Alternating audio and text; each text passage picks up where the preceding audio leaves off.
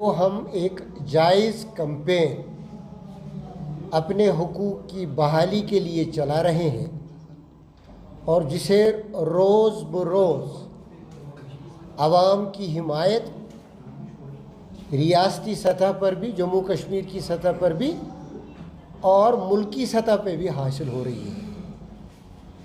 इससे लगता है कि अब जो मौजूदा सरकार है या यहाँ की मुकामी इंतज़ामिया है वो कुछ घबरा गए हैं और ज़्यादतियों पे उतर आए हैं। कल जम्मू में जिस तरह हमारी यहाँ कैंपेन चल रही है, जम्मू में इससे ज़ोरदार तरीके से चल रही है, वो आपने देखा होगा। कल जो जम्मू में इज्तिमा हुआ उसमें ख़ुद तारिक साहब जो हमारी पीसीसी के प्रेसिडेंट हैं, अध्यक्ष हैं हमारे, वो खुद मौजूद थे। बहुत ही सीनियर लीडर्स जो जम्मू के हैं, जम्मू कश्मीर से हैं, वो उनके हमरा थे। लोगों की अच्छी खासी तादाद थी।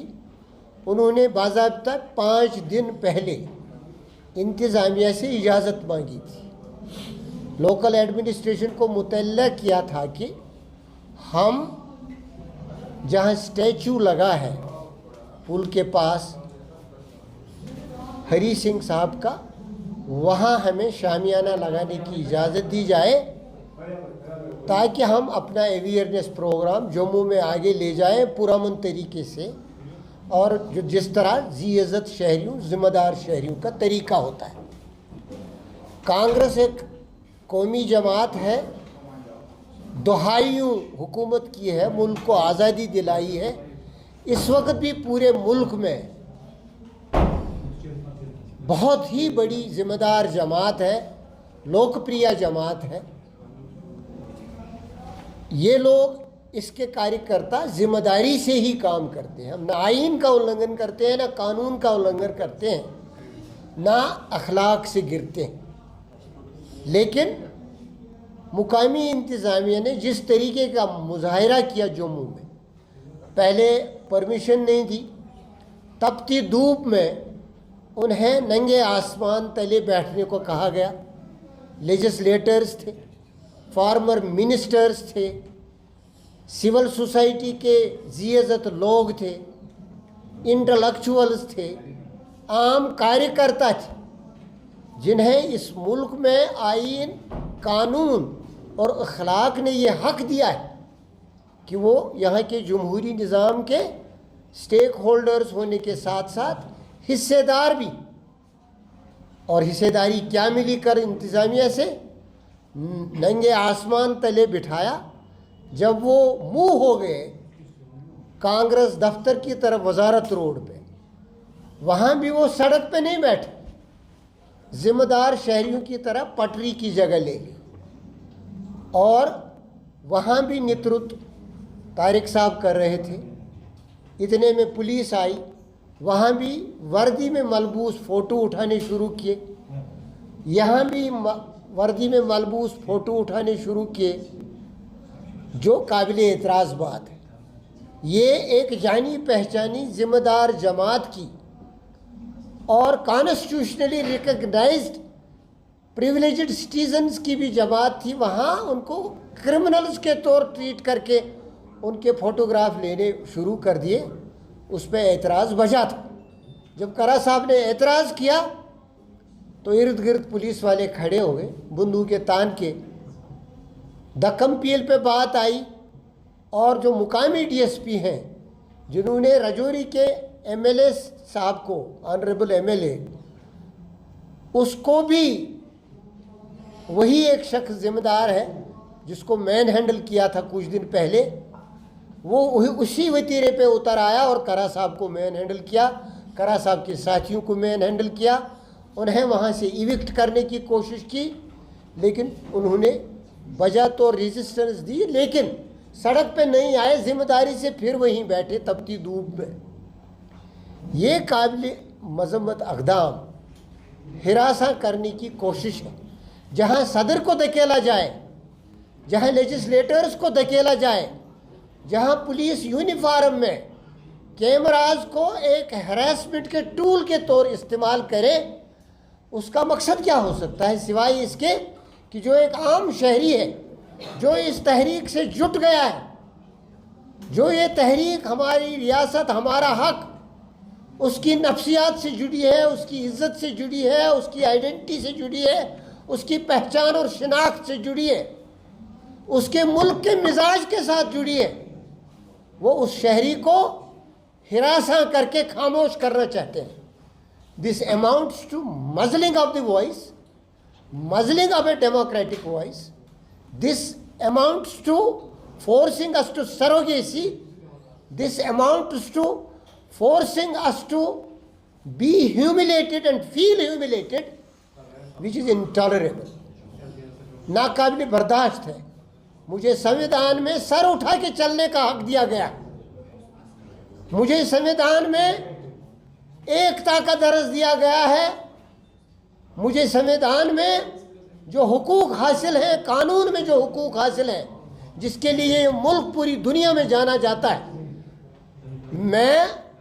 میری جماعت، ہماری جماعت، ہمارے سینئر قائدین اور نیشنل لیڈرشپ اور دیش کی جنتا اس کی نندا کرتی ہے.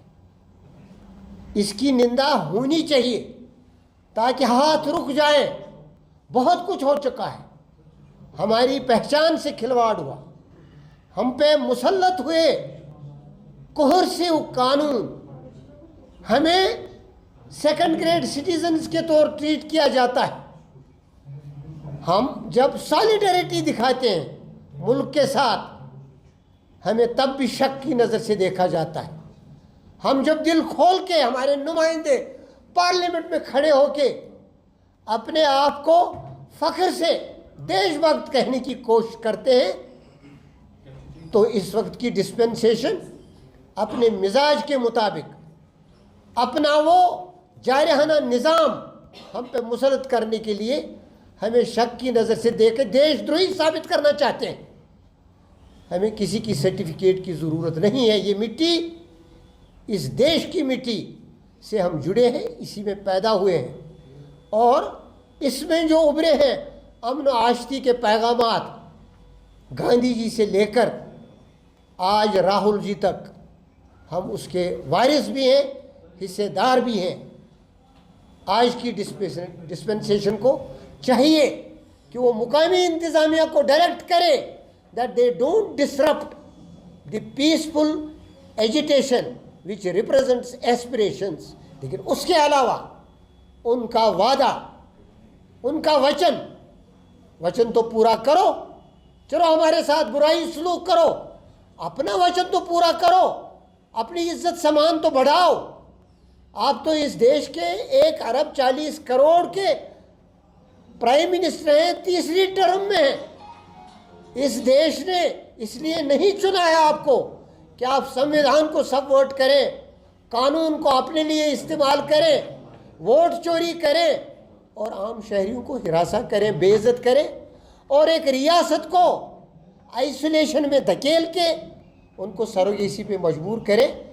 یہ نہ ہم نے کبھی سوچا تھا، نہ سوچیں گے. We commit ourselves to continue the agitation till its logical conclusion, despite harassment, despite coercion. The leadership is committed, the worker is committed, and common man is committed. This is a popular agitation, this is not a populist agitation. یہ ہر region کی ہے agitation, یہ ہر شہری کی ہے، یہ ہر مذہب سے بندے لوگوں کی ہے، یہ ہر اس ناگرک کی ہے جس نے ہندوستان کی جمہوریت پہ، ہندوستان کی عظمت پہ اپنا اعتماد جتلایا ہے. We again condemn what has happened with our president in Jammu and with our senior leaders and workers. We see it as a game plan to coerce us, and we commit ourselves to resist more and more as long as we reach the culmination of the movement, ongoing movement, obtaining movement. Thank you very much.